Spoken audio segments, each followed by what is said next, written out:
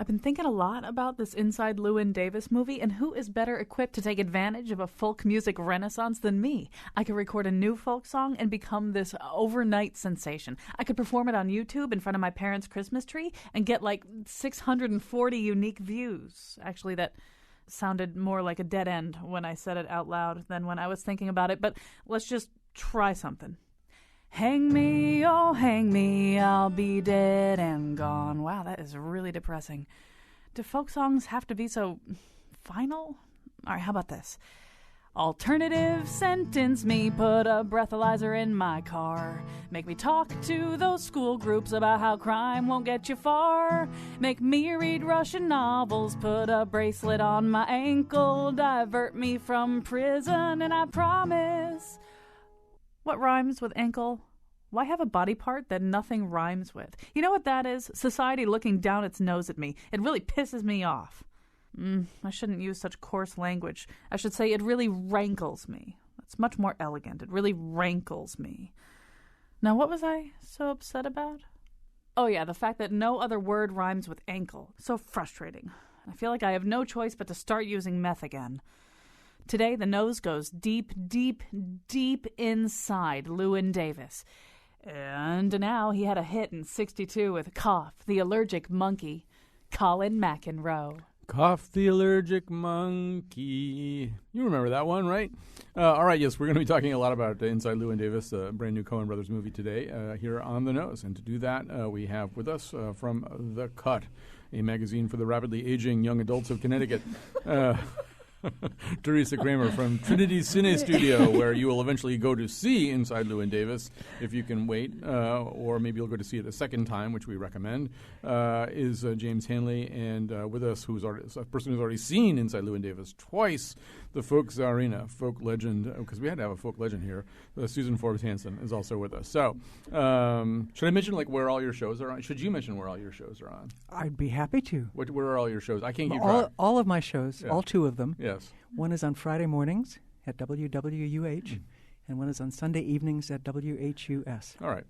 So she does folk. She knows folk music. So yeah, we thought it would be good to have folk music. we thought it would be good to have somebody here who actually likes it. Talk knowledgeably about the folk music part of all this. We'd love to have you be part of this conversation too. 860-275-7266. That's the number to call.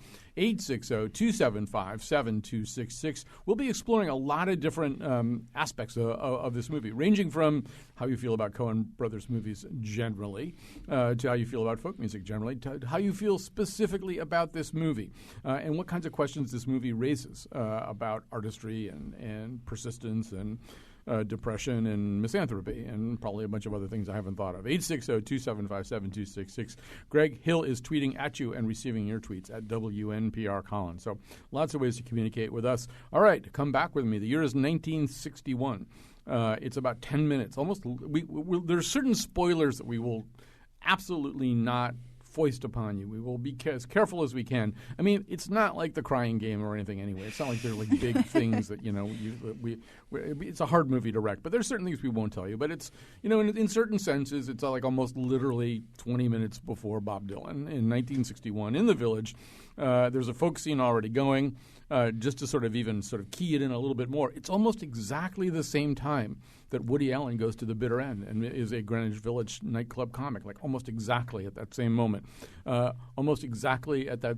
Perhaps relevantly, the first ever approved birth control pill is put on the market, although women have actually been using for a few years that product prescribed differently. There's a lot of things going on, is what I'm trying to say. And so we meet Llewyn Davis. He is a saturnine folk singer. He's an unhappy guy, and he's having a really, really bad week. And this is very much the story of his really, really bad week. And I guess maybe where to begin, let's just sort of begin with the movie itself.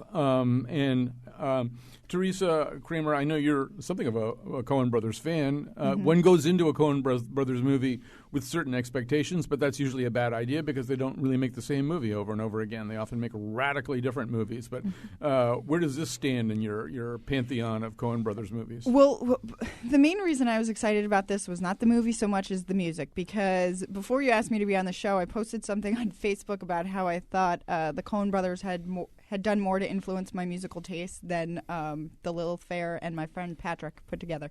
Because, so I was really excited about the music. I was obsessed with the soundtrack for "Oh Brother, Where Art Thou" when it came out, and I grew to love Gillian Welch and who else is on that? Geez, Alison Krauss and all these other people. Mm-hmm. So I was really excited about it. And I had one worry that, much like the movie Once, you remember that movie? I remember the movie Once, yes. Yes, I fell asleep during that. I loved the music, but I found the movie to be incredibly boring and slow, and I could not take it. But this was much funnier, and, it worked the music in well, and I liked it quite a bit. I'm so impressed that you feel comfortable saying what you just said on the air in front of however many people are listening right now, because I didn't really like Once very much either, but I found it was a very quick. I would achieve an almost Llewyn Davis-like level of unpopularity when I mentioned that I didn't like Once. It's a little bit like screaming at the lady who's playing the zither, or whatever. Well, it's just it was so soothing too that I was like, if you lay down on a couch and watch that, you are out like a light. The main song is really stupid too. But anyway, let's get it. Well, anyway, I'm going to just quickly take all of your temperatures on this movie. James. Kind of same question. I mean, just to get our conversation going. Did you like it? Did you not? Yeah, like it? I loved it. I was entranced with it, and I immediately wanted to see it again. I think it's something that it's a very special type of film, being a Coen Brothers film. I loved the music as well. But what I liked about it was that it made a kind of anti-hero a fascinating character to watch. And for whatever, there are a few little flaws I might criticize it for, but I just found a reality to it that really absorbed me, and it just brought back that period so well in terms of the sort of incipient angst underneath that's going on. And Oscar Isaac is just such a fascinating portrayal. He gives this character such life. And what do you think the incipient angst is? Well, it's kind of like things are. There's a kind of darkness to the movie that all of the things, the street itself, the tiny apartments in New York City, kind of thing. Like there's the hallway where the front doors are sort of jammed right next to each other, and everything is sort of like. Seems to be kind of under pressure, and there's the dark highways and the bleak bus station kind of thing in the snow. All of these things are kind of like harbingers of something that it's come to a place where things have to change, kind of thing. And there's actually a kind of interesting counterpoint to the film in that it manages to be of that period but not be political. It doesn't really raise the sort of political side of it in a way that it really was. I mean, people were raptly listening to music like that because of its political content, and the film doesn't really address that, which I don't think is a problem in the context of the film, but I thought that was interesting too. That's actually a great segue for Susan Forbes Hansen, because I'm wondering about that too. Is how at that moment how political would they have been? I mean, the closest thing to a topical song we hear is this nonsensical song that Justin Timberlake's character is recording, which we can talk a little bit about in a second. But give us your overall reactions. Well, I like the film. I didn't think I was going to because there was so much. Negative response in the folk community. Was there negative? Oh my God, they're making a film about Dave Van Ronk. Oh my God, they've made a film and it's not about Dave Van Ronk. Yeah. But I think Isaacs, I think, is a wonderful performer. He's a wonderful singer, which you don't expect from an actor. And of course, that's been stated in many places, in Roger Catlin's article and other articles as well. And, I lived in New York slightly after that. I moved down there, I think, in 1962, but was not part of any sort of folk scene or anything. That came much later in my life, so I don't know that much about the music. I knew that kind of popular, traditional thing like everybody did. That maybe you could explain to people who first of all, this movie is very loosely based on Dave Van Ronk, who apparently, according to his ex-wife, who I read interviewed in New York Magazine or somewhere, was actually a much more cheerful and genial fellow. But musically, or like in terms of who he was on the spectrum, do you feel able to kind of give us a sense of who exactly this guy was, or? You've played Dave Van Ronk songs on your shows, I would assume, over the years? Yeah. Sure, and he started out singing a mix of stuff. He was not a folk singer. He didn't consider himself a folk singer. He sang blues. He sang traditional stuff. He dabbled in jazz a little bit. But what he did became part of the folk scene, which was a pretty good-sized thing. Around the corner somewhere there in the village, Alan Block, father of Rory Block, a fine fiddler and sandal maker, had a shop, and people were always visiting there and making music while he's making sandals, and then he would put the sandals down and pick up the fiddle. And so there's music everywhere in that area. And I think Van Ronk just became a part of that whole melange and became very much a leader, very much a teacher to so many people. I mean, people talk about Dylan sleeping on his couch, but everybody slept on his couch. Mm-hmm. You know, Dylan was not the only guest they had in that apartment. And folks from here, Bruce Pratt, Jim Mersick, Stan Sullivan would go down and take lessons from him. He was a teacher and a performer and a writer. So... Well, I'm going to swing back over to Teresa for a second. So, you talked about the way in which Oh Brother Where Art Thou really kind of shaped your musical perceptions, put you on a different road. Mm-hmm. It's the other Coen Brothers movie that's a lot about music, although I would argue this one's even more about music. Mm-hmm. In fact, it's about almost nothing else but music. So is it likely to have a similar effect on you? I mean, are you going to start listening to Susan Forbes Hanson's shows even more? Well, I'm going than to because I did? met Susan, but... Well, I don't think it now has the opportunity to stick me on a different road. I mean, Oh Brother Where Art Thou already sent me down the sort of old-timey music road. That's a proper term. It's okay. Mm-hmm. Okay. You don't have to make air quotes. The people on the radio can't see me. Yeah. But no, yeah. The movie you mentioned, Colin, in our emails, what was it called?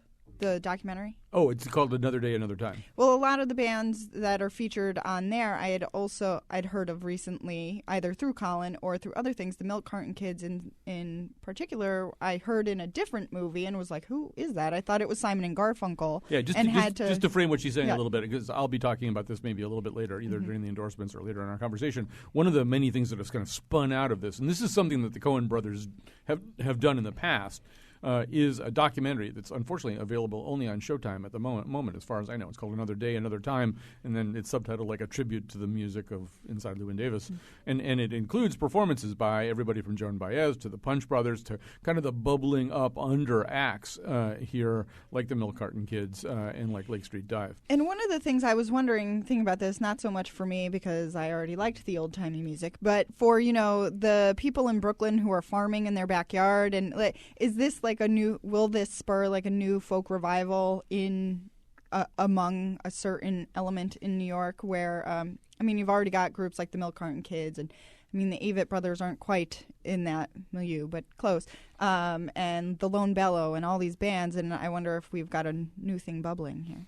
Oh, I want to talk about that as we go along, but because I think that's one of the questions is, does this it seems to me that the kind of Americana roots music thing just sort of keeps happening, and we keep talking about it like it just started happening, and maybe it really never stops happening. But just to stay with the movie for a second, James, first of all, is this to you recognizably, stylistically, a Coen Brothers movie? I mean, I'm not even sure. I just got a tweet from Howard Sherman saying his favorite Coen Brothers movies are Blood Simple, Hudsucker Proxy, and Oh Brother Where Art Thou, which is, among other things, the typical tribute to the just incredible diversity of their work.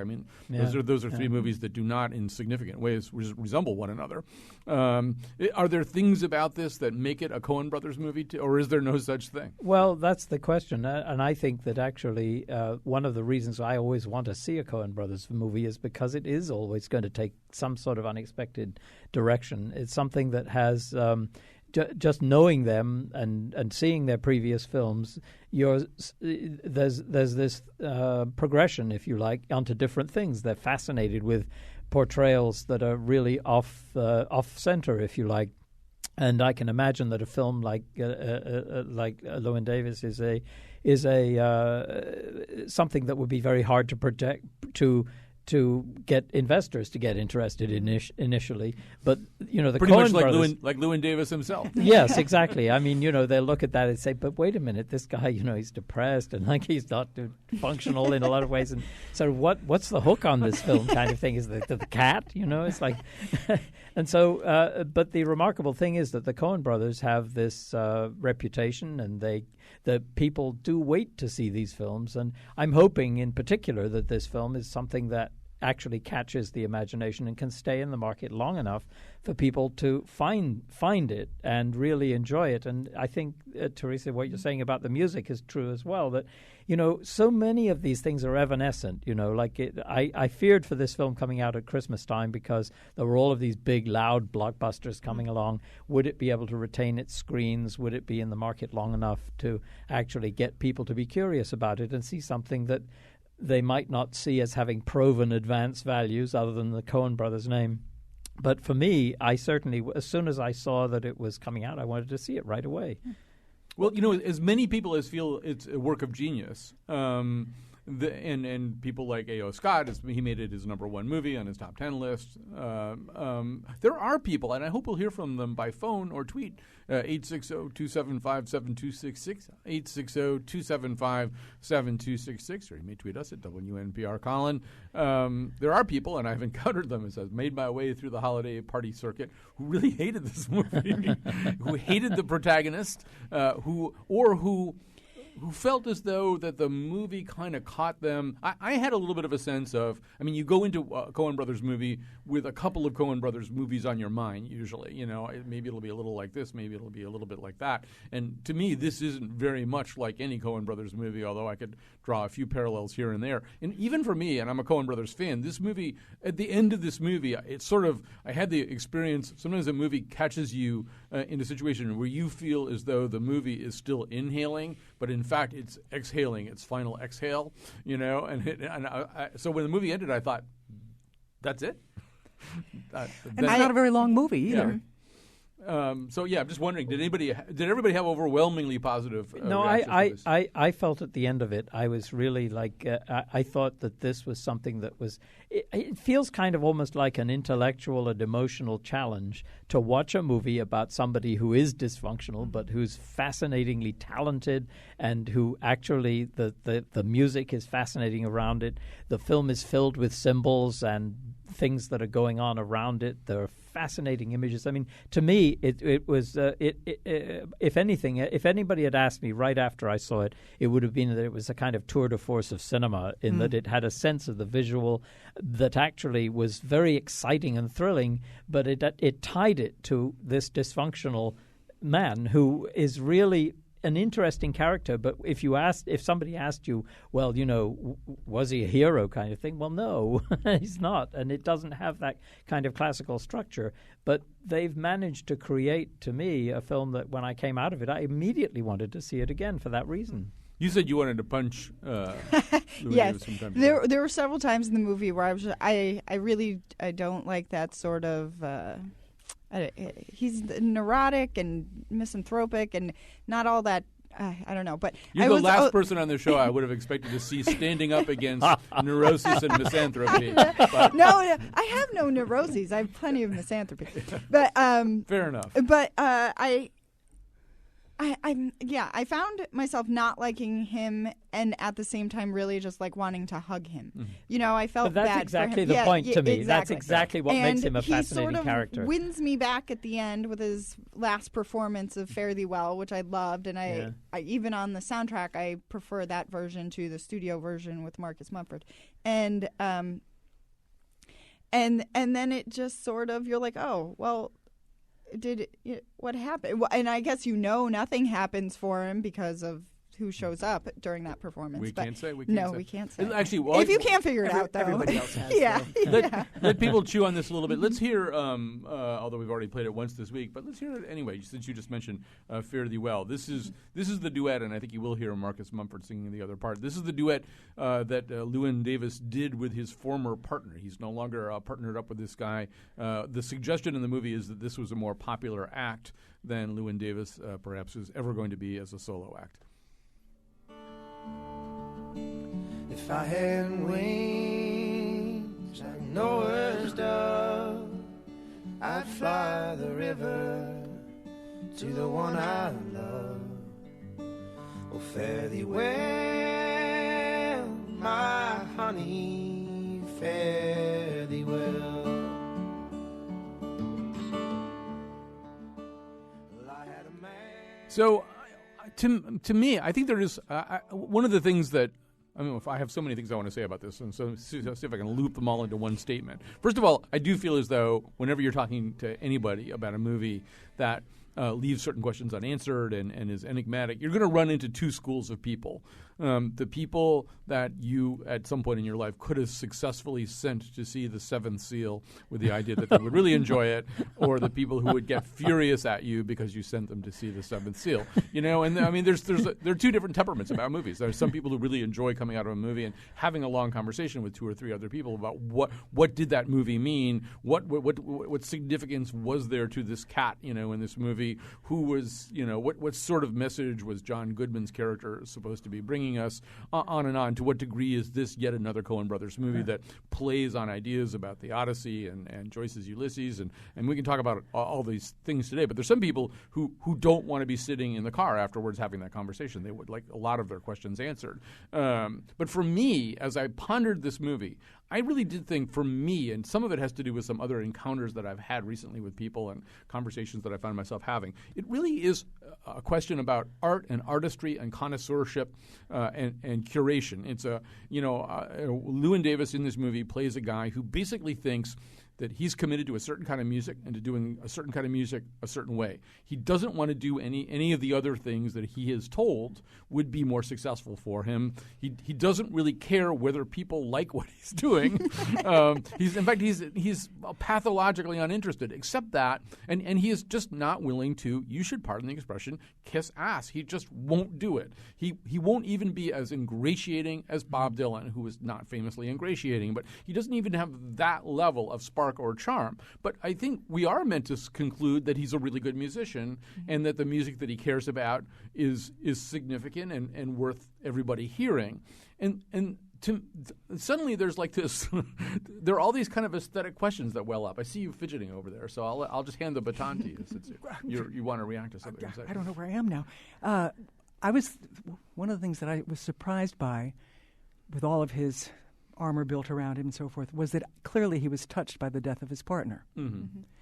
And so when he sings the song and he's furious with Lillian, her name? He sings this song. He sings this particular song at a dinner party, and it's really the first time he's ever sung it by himself. Right. And the hostess tries to sing along with him, and he, in sort of a exhibition of his typical Philistinism, becomes enraged. Right. And up until that, when I started to realize that he had been touched by this and wasn't just it's made of stone or whatever, I couldn't bear him. I couldn't understand how people would keep giving to him. You know, here, yes, you can stay here. You can stay here. You can stay here. Here's some money and so forth. Just well, I think that very thing, though, that's what is a major theme of the film, which is that there's something else other than that, other than expectation. There's something other than, you know, like somebody who's unlikable in some ways is also recognizable as a different kind of person in another way. And all of these clashes are that take place in the movie are kind of like it's kind of like telling a story about don't look at what you first see. That actually look at this character, explore this character, an uncomfortable character. It's kind of like the people who come out of a film and they want to be sort of reassured in some way that, okay, whatever crisis has been raised in the film, whatever criticism, whatever bad things happened in the film have somehow been resolved. If not happily, at least they know what happened. Mm-hmm. And then there's a lot of people who are rendered very disturbed by that. And I think that his character in the film is a disturbing character. And it's fascinating to see how people's misjudgment of that mood, that character, can sometimes lead to incredible clashes. And I'd bring in the cat again. You know, the whole identity of the cat appearing and disappearing in the film, and the way the cat is like a constant thread. It's almost like a reminder that, wait a minute, that this dysfunctional character all of a sudden has this kind of off the wall relationship with a cat that he's sort of like trying to protect, and yet the cat doesn't want to be protected. And all of this is playing into the whole relationship issue with the people who are so angry at him. Right. And go ahead. And I don't think he likes the cat. I mean, there's that's no, it. no pleasure in being around this cat. No. It's strictly because the Gorfines are going Exactly. to. Yeah, we can use just their cat. we'll just quickly set the cat stage for you. So one of the themes in this movie. This is not a spoiler. It starts very early in the movie. He's borrowing somebody's apartment. Their cat gets out, and it's one of the few times we see him exhibit some sense of responsibility towards anybody else. He's concerned that these people will be very upset because their cat has gotten lost, and it'll be his fault. Let me just sort of offer my own little sort of hobby horse idea about all this. And this is probably among the three of you the most open audience to this line of argument will be Teresa, I think. But in some of it actually comes from a set of emails I got from a disgruntled listener this week who was complaining about the fact that frequently when we do a show about music, we often set it up, and we've done it twice in particular that she was aware of, once or several times about traditional Irish music. And then more recently we reran on Tuesday an old show of ours about Christmas music. And I do tend to set up these shows saying, maybe you think you hate this. Maybe you think you hate Christmas music. You're ready to tear your head off if you hear Little Drummer Boy again. Well, here's some really interesting, music that we've kind of curated differently, and we've got Eric Danton and Joan Holiday. We're going to introduce you to, maybe you didn't know Paul Westerberg did a Christmas song, whatever, that kind of thing. And we do it with Irish music too. It's like you think Irish music and your mind goes to dear old Donegal or some really horrible, treacly thing, and there's this amazing trove of Irish music which we present with Steve Dietrich on occasions, usually around St. Patrick's Day. Anyway, this woman was sort of upset with me because I couldn't simply present this really good music. I had to talk about the kind of music that it was an alternative to music that I really despise. Why do you need to do that? And I think one of the messages of Llewyn Davis is the embrace of anything implies a rejection of a whole series of other alternatives. In order to be passionate about something, you have to be prepared to reject other things. You have to be prepared to tell somebody, no, I could not imagine joining myself to a group that would be ultimately Peter, Paul, and Mary, a possibility that he rejects. You have to be prepared to tell the other person in the studio that the song you're recording together is a piece of garbage, assuming that he knows that too, which turns out not to be the case in one occasion. And you basically, you can do it perhaps a little bit more genially, but part of being passionate about anything is to know that other things certainly, that they don't meet your particular standard. And to me, he's an interesting embodiment of that sentiment. Yeah. And I felt less bad about my own snark, Teresa. But what about your smarm? Shout out to 2 weeks ago. I think part of what's winning about Llewyn Davis is that his commitment to it. So if he was just sort of he has the talent to back it up, because I definitely find myself at the end of the movie being like, I would buy this guy's album. I don't know why anyone else wouldn't. And but he's sort of unpleasant, and the reason people take him, because I found myself saying, I kind of want to punch this guy, but I probably in real life I'd probably also try to make out with him and make his life better or something. And one thing would have that other effect. Yes, is what you're saying. yes. Be clear about it. Anyway. And but so I think it is his passion about these things that make the people in his life forgive him, of those who do forgive him, and I'm not sure everybody does. But that I think it is the passion that wins people over, that gets Lillian to let him back in the house and give him a big hug and apologize to him, even though he's the one who freaks out on her. Right. I think that's true, yes. Let's take a little break here. We'll go out. We'll head out to our break with actually a song that Llewyn plays at a moment when he's been given a huge commercial opportunity, which he's going to blow. For 9 days or more, till her women grew so tired, could no longer live. They could no longer live.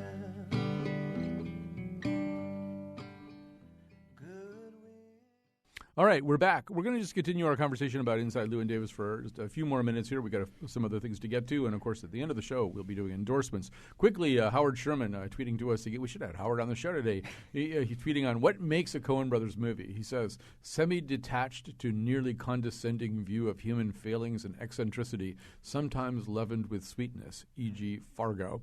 And that's a pretty good formula for a Coen Brothers movie to whatever degree it is. You know, one of the things, just to go back to Llewyn Davis, and by the way, if you want to chime in and be part of the conversation, we'll be on this for a few more minutes. The number 860-275-7266, or join Howard Sherman in tweeting us at WNPR Colin. But the number is 860-275-7266. James, it struck me that one of the responses that this movie was making was maybe a response to, I mean, this is an era that the Coen brothers did not, given their age, directly experience, but a notion that there might have been people in this era who are an antidote to the attitude of today. The attitude of today being almost anything can be made into a wry, dry, or ironic joke. You know, that in a way that not only is Llewyn Davis impossible now, but really the original Dylan is almost impossible now. I don't know. Well, I absolutely agree with that. I mean, what you're talking about is genuine and real. That genuine and real is increasingly hard to attain in any sort of way, especially something that is taking a tack that is not seeking sort of commercial success openly by taking on a difficult character, for example, or having a difficult performance that might be really good but is hard to sell kind of thing. I mean, everything now with all of our various media connections and all of the requirements that producers get their money back really quickly, I don't think it's very, very hard to bring in real originality in that way. And I think that there's something about the fascination with that period in New York City and the whole community, actually, not just the folk community, the incipient folk community, but the whole fact that it was sort of some sort of organic growth of something that I mean, it boiled over, of course, with the Stonewall riots in 1969, which had all sorts of connections. I mean, that was about particular issues for the gay and transgender and community, but it was also linked to all of the movements that were happening at the time about protest and war and so on. And there was a kind of authenticity there in that, I don't know, I felt about that period that you knew individuals in a way that they were committed to do things. You knew individuals who actually were, in all of their flaws, you know, people who could be really good at leading a crowd, whipping a crowd up to get a reaction, but they would be miserable at being interviewed, for example, and getting a word across to a newspaper reporter or something like that. There's a sort of reality to that, and that's what's appealing to me about this story. It has that kind of reality, and I think that too often there's a formulaic quality that some filmmakers escape. I think the Coen brothers, because of their reputation and because of the fact that they make films and they plainly make films with what they want to do. They do exactly what they want to do, and they're not paying attention to somebody telling them, well, you know, that's not commercial or something. And so they're uniquely equipped to be able to tell some of those stories, and they pick something out of the past that actually is very seminal to the whole development of social awareness in American life that has been anesthetized to a great extent by predictable media, I think, and that's what's so exciting to me about it. And I wonder if Susan Forbes Hansen is somebody who really is, a titanic figure in playing folk music and introducing people to folk music. I mean,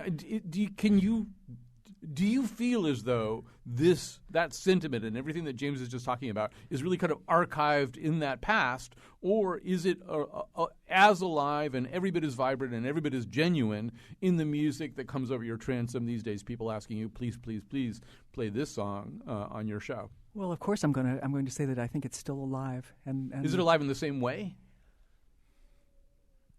Well, nothing. It's not starting. Yeah. Which it was starting. So it's not starting. So it's a continuation. So it's not the element of surprise necessarily. I mean, some people are surprised by the Milk Carton Kids and whoever they're hearing people who have not necessarily heard that kind of music before.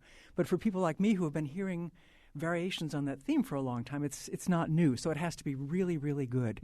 And I don't want to say sincere, but just honestly done. I think authentic is the word. That's I a think better word. that's a real sort of sense that I think that actually some people starting out with an awareness of this might see this film and have that kind of like reaction and become aware and discover things and become authentic themselves in the music they might. I mean, I don't mean that that's the source of their authenticity, but it can be a trigger. I mean, it's kind of like, I don't know, for me, the experience was being taken to see This Is Cinerama when I was 7 years old and being overwhelmed, and I ended up my entire life being movies.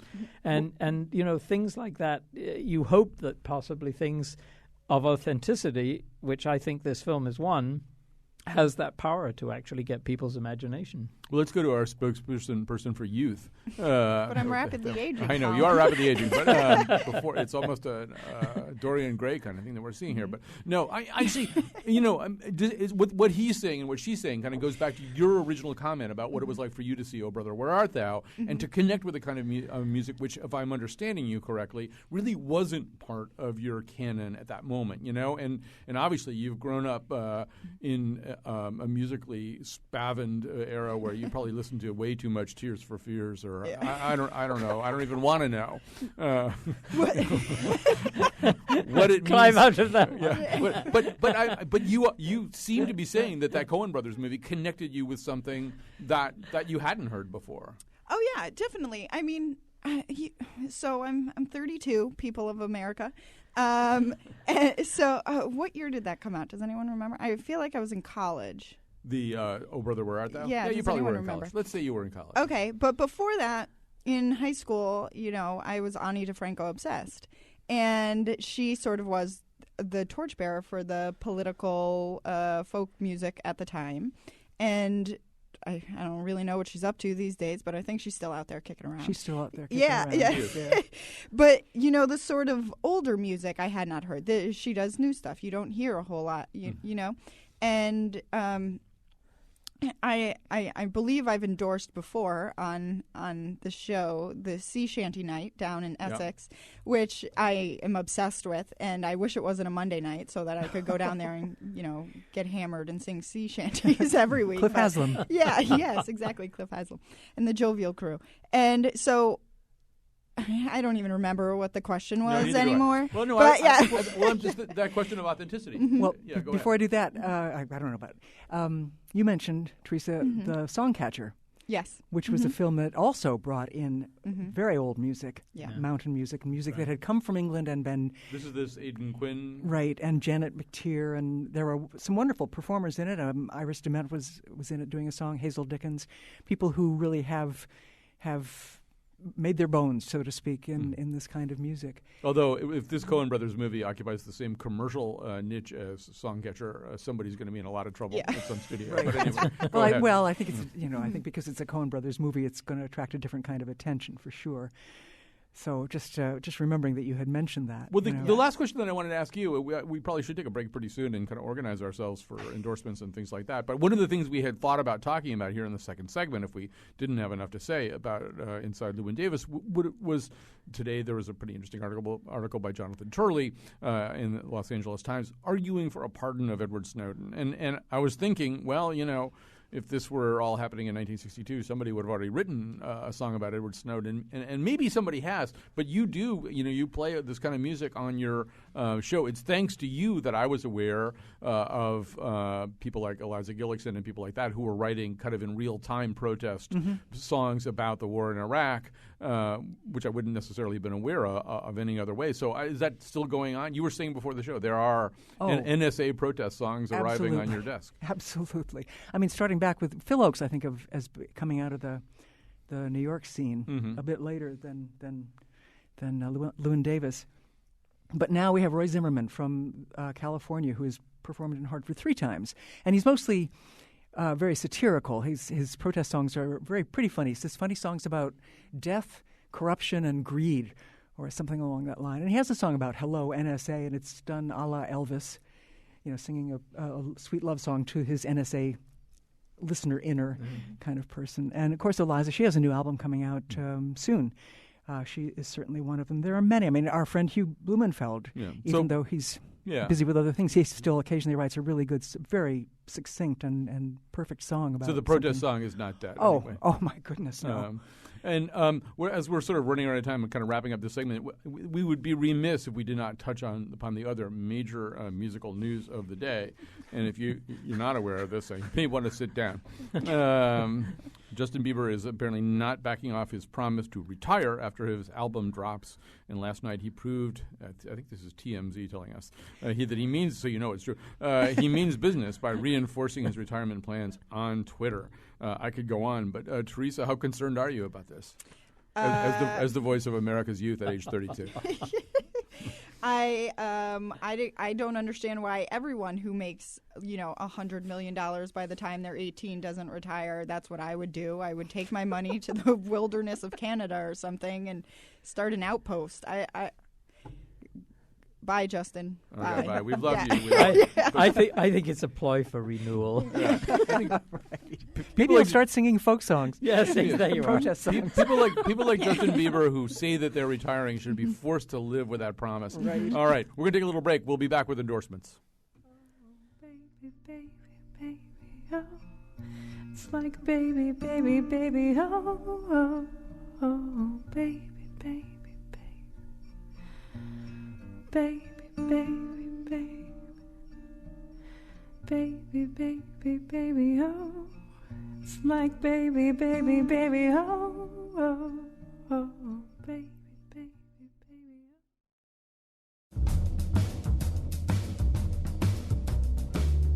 oh. Justin, are you just going to sit around all day? I don't feel like doing anything. Well, there's a whole group of other retirees who go for walks around the mall early in the morning. You can, go try it. You could meet some other retired people. Nah, I just want to stay home. Catch up on some things I missed when I was a superstar. Is that why you retired, Justin, so you could just hang out around the house and be underfoot? Well, I have a life. I have a whole set of things I was doing before you decided to sit your sad Canadian butt down on this couch for the next 50 years.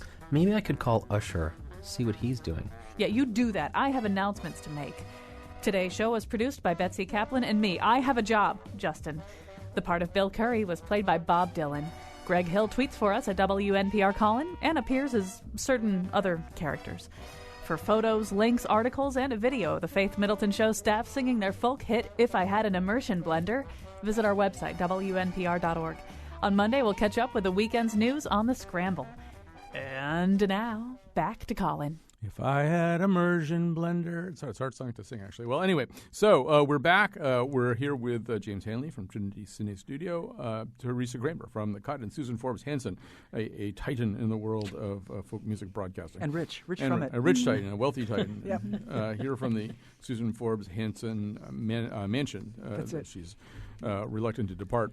All right, so I'm retired. This part of the show. That's right. She and Justin are retired. So this part of the show is endorsements, where we tell you about things that you might enjoy, things that we know about that you might enjoy.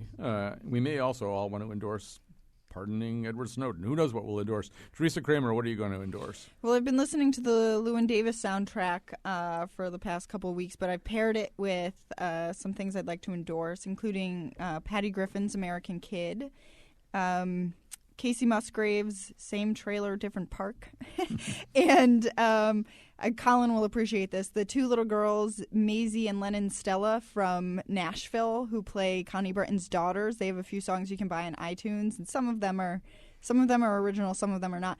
But they're adorable, and they have the most beautiful little voices, and I can't stop listening to them. Yeah, they actually are. Their little performances are written into the plot and into the action, such as it is, of Nashville, an ABC soap opera series to which I have become reluctantly and shamefully addicted. I will say that one of the few contrivances that I really feel that particular series gets wrong is it has a whole bunch of characters, all of whom are basically either performers or singer-songwriters or songwriters in Nashville, and only one of them is a recovering alcoholic. Whereas they probably should have like one character who isn't an alcoholic or a recovering alcoholic, and have that person stand for that Nashville anomaly. All right, so that's your endorsement? Yes. If you're fully endorsed, all right, James. Well, I will endorse a pardon for the NSA for implying that Edward Snowden committed a crime.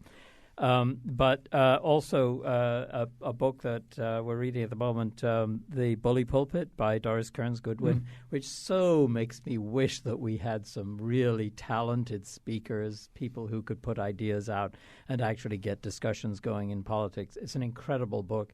She's really a remarkable historian, of course, but the characters in it, you realize how much. Set the scene a little bit for us. I think most people can probably conclude from the title what the book's about. But well, it's about the Roosevelt, Teddy Roosevelt, and the whole.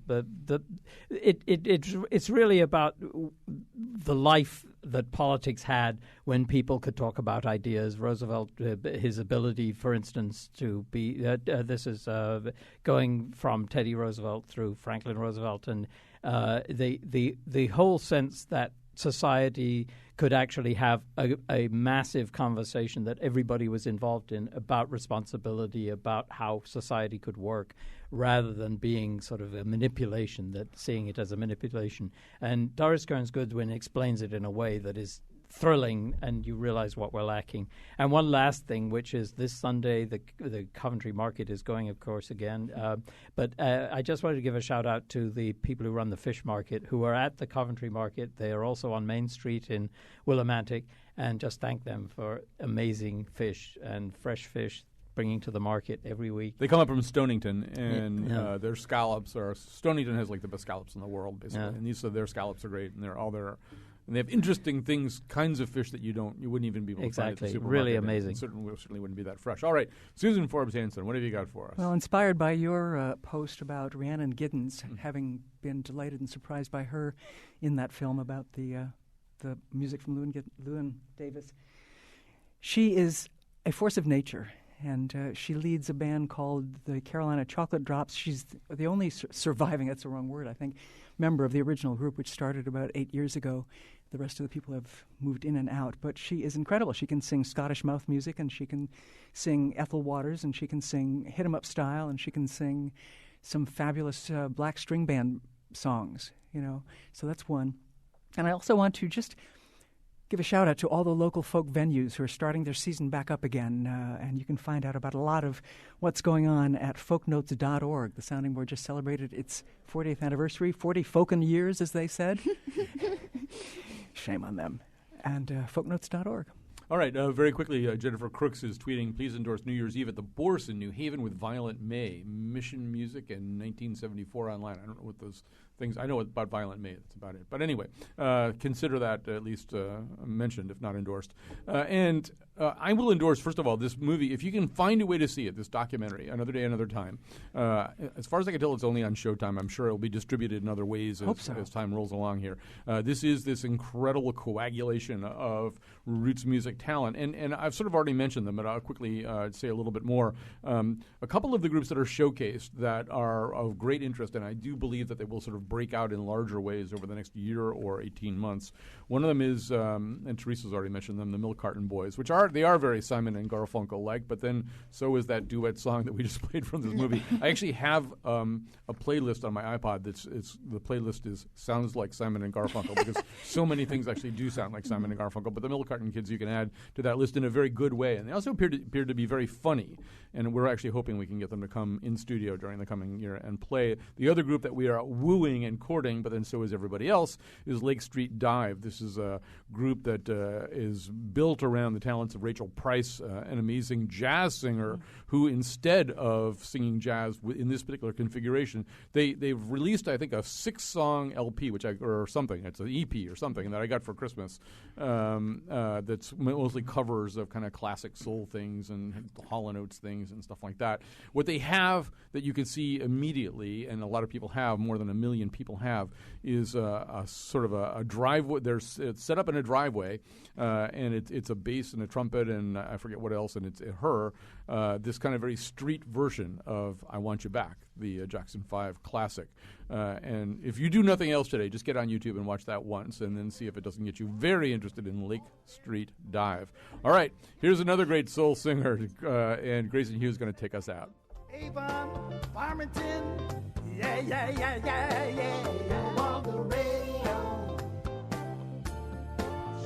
On the radio, baby. You and me talking, laughing down on Carolina.